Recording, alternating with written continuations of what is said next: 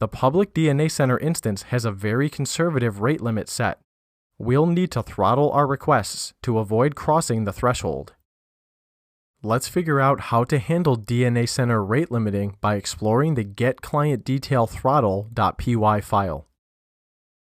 In terms of imports, there is only one new package named TQDM.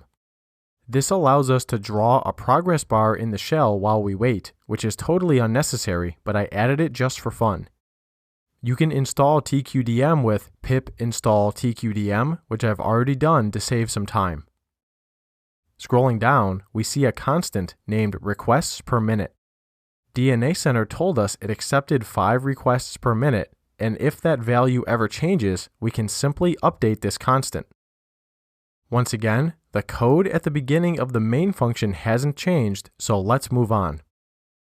We still call the getMax helper to filter and validate user input, but the for loop is a little different. Using the built-in enumerate feature, we can iterate over each MAC, but also generate an iteration count, starting from 0.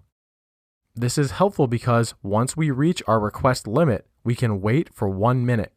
The getRequest logic hasn't changed, so let's move past it. Likewise, our error checking and data extraction hasn't changed either. Let's keep scrolling. It's always fun when you get to use the modulus operator in a real program. In this case, I'm effectively saying on every 5th iteration, we need to stop and sleep for 60 seconds. The modulus operator will divide the iterator plus 1 by our constant, and if there is no remainder, it's time to pause. You could just say time.sleep60 and it would work fine, but I decided to use TQDM to increment a progress bar. The loop runs 60 times, sleeping for 1 second each time. This automatically draws a progress bar on the screen, which I think is pretty cool. If we ever change the request per minute constant, then we would stop and wait after that number of requests.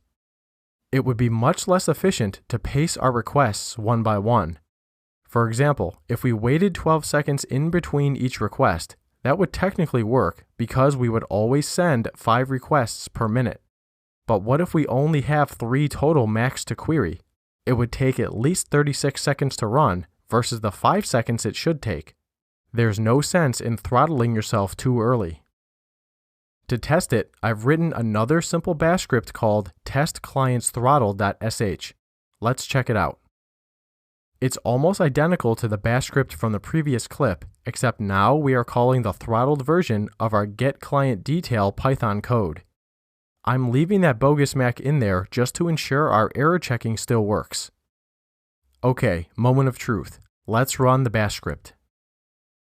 Okay, we sent 5 requests and now we are waiting for 1 minute. The progress bar updates once per second, so I'll fast forward through it. Okay, the script continues to run, finishing up the last 2 clients specified by the script.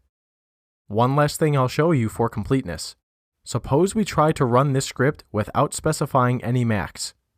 We should get a nice message telling us what to do. Okay, that message looks correct, and also notice we get a return code of 1 to indicate a problem. Again, these bash scripts save time as I didn't have to hand type MAC addresses over and over. At this point, we've explored a number of API calls and some optimizations along the way. Let's wrap up the module in the next clip.